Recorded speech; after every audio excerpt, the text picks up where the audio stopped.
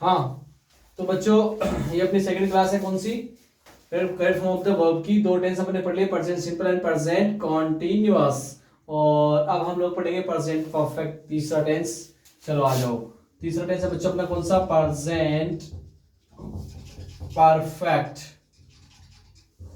Okay, इसमें rule number 1 क्या लिखा बच्चों? रूल नंबर 1 क्या हो जाएगा? वही बच्चों एडवर्ब्स वाली बातें हैं। यदि किसी वाक्य में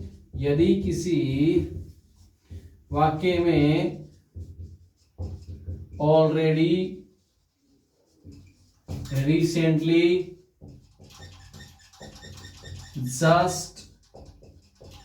जस्ट नाउ,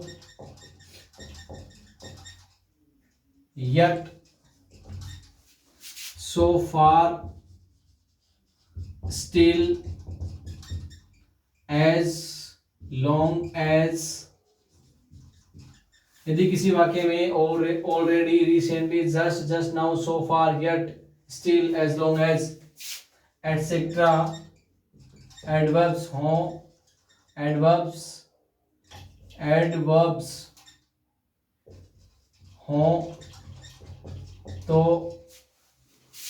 रिक्त स्थान में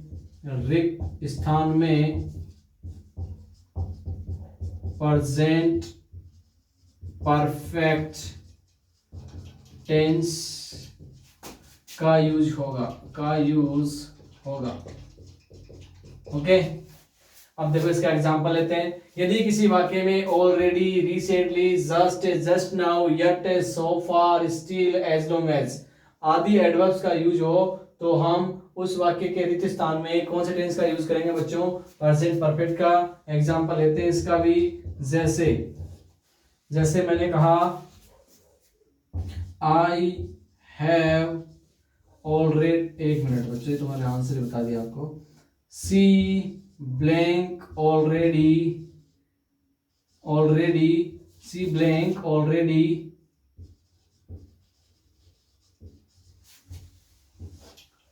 कुक फूड। एक तो ये ले लेते हैं। एक, आई रिसेंटली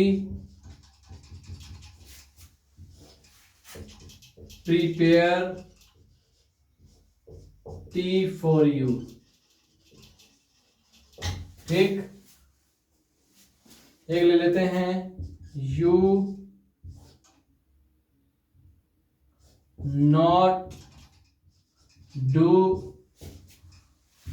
होमवर्क यट। ये लो बच्चों, 3 एग्जाम्पल हो गए, बहुत है। यदि किसी वाक्य में अगर ये एडवर्ब्स आती है तो उसमें हम प्रेजेंट परफेक्ट टेंस का यूज करेंगे। एग्जांपल आपके सामने मैं करके दिखाता हूं। सबसे पहले देखो, इसमें ऑलरेडी आ गया, इन्हीं में से एक आ गया। अब अगर ऑलरेडी, रिसेंटली का वाक्य ऐसा ही आएगा, एक साइड में एच भी आएगी, दूसरे में एम भी आएगी। अब इसी के साथ एच भी क्या आएगी बच्चों? हैज। अब ये पता कब चलेगा? ये आप बेसिक क्लियर करो। अभी भी यही कहूंगा मैं तो, पहले 12 टेंस क्लियर करो, वो आने के बाद ये आएंगी। बेसिक क्लियर कर लो अपने, ठीक है। शी हैज ऑलरेडी, कुक का थर्ड फॉर्म क्या होती है बच्चों? कुक्ड। क्या होती है? कुक्ड, क्योंकि तीसरे टेंस में थर्ड फॉर्म का यूज होगा। तो she has already cooked food बन गया। दूसरा है, आई रिसेंटली प्रिपेयर टी। आई के साथ एच भी क्या आएगी बच्चों? हैव। और प्रिपेयर की थर्ड फॉर्म क्या हो जाएगी? प्रिपेयर्ड। क्या हो जाएगी? प्रिपेयर्ड। तो क्या बना? I have recently prepare T for you. ठीक है, आगे यू। अब ये देखो नोट लग गया, मतलब नेगेटिव बनाना है। होमवर्क यट आ गया, एडवर्ब आ गया उन्हीं में से। तो नेगेटिव में क्या होगा? यू के साथ एच भी क्या आएगी? हैव। और फिर क्या जाएगा बच्चों? नॉट। और डू की थर्ड फॉर्म क्या होती है बच्चों? डन। क्या बना? You have not done homework yet. ये लो बच्चों, अपना ये टेंस भी कंप्लीट हो गया। अब अपना लास्ट टेंस लेते हैं प्रेजेंट का। कौन सा बच्चों? Present perfect continuous. इसका एक ही रूल है, ठीक है। चलो एक और लेते हैं, लास्ट टेंस वो ले लेते हैं इसका। ये आपको समझ में आ गया होगा। लास्ट टेंस वो ले लेते हैं,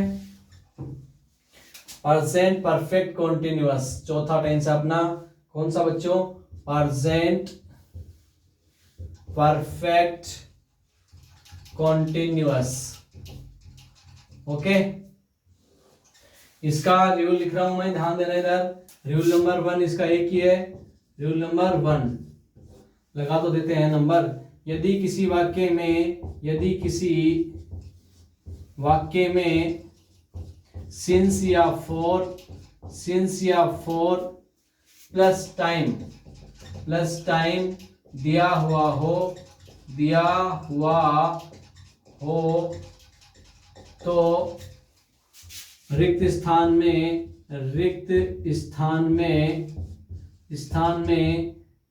प्रेजेंट परफेक्ट कॉन्टिन्यूअस टेंस का यूज होगा।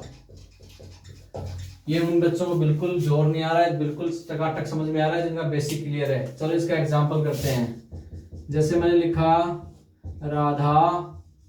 Radha make a noise in the class since 9 o'clock। एक एग्जांपल तो ये हो गया मेरा। एक और लेता हूं मैं, आई blank not play football for 2 days। ये लो बच्चों, 2 एग्जाम्पल बहुत हैं। देखो अगर किसी भी वाक्य में आपके पास सिंस या फॉर प्लस टाइम, देखो since plus time 9 o'clock time है, 4 और 2 days टाइम है। या आपको बेसिक क्लियर है, चौथा डेज में सिंस फॉर का यूज होगा तो हो रहा है बिल्कुल। अब देखो, अब मैं क्या करूंगा, इसमें ब्लैंक भरूंगा मैं। तो राधा के साथ बच्चों आएगा क्या, सिंपल ही भरना है इसको क्योंकि नोट नहीं दे रखा। तो राधा के साथ हैज बीन आएगा, क्या आएगा, हैज बीन, और मेक का हो जाएगा बच्चों मैकिंग, क्या हो जाएगा, मैकिंग। क्या बना, Radha has been making a noise in the class since 9 o'clock बन गया। आगे देखो, I football for 2 days, 4 plus time आ गया। अब देखो इसको नेगेटिव बनाना है, नोट दे दिया अगले ने, तो इसको कैसे बनाएंगे। आई का तो आई के साथ एच भी क्या आएगी, हैव, फिर लगेगा नॉट, फिर लगेगा बीन, और प्ले की होती है बच्चों प्लेइंग, क्या हो जाएगी, प्लेइंग। क्या वाक्य बना, ध्यान दो इधर बेटा, ध्यान दो रे, ध्यान दो इधर, क्या बना, ध्यान दो इधर भाई। क्या किया मैंने, नेगेटिव वाक्य है तो आई के साथ हैव लग गया, फिर नोट आएगा, बीन आएगा, प्ले पे आईएनजी जोड़ दो, क्या बना, I have not been playing. अब जिन बच्चों का बेसिक क्लियर उनको सब पता है कि हैव नॉट बीन कहां से निकला। जिनका क्लियर नहीं है जो डायरेक्ट यही पढ़ रहे हैं उनको समझ में नहीं आएगा।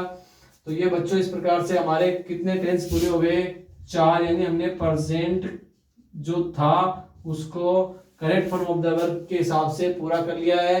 अब नेक्स्ट हमारा कौन सा बचा है बच्चों, पास्ट, वो लेते हैं नेक्स्ट वीडियो में। तो यहां तक समझ में आ गया होगा। Okay, thank you so much, all the best.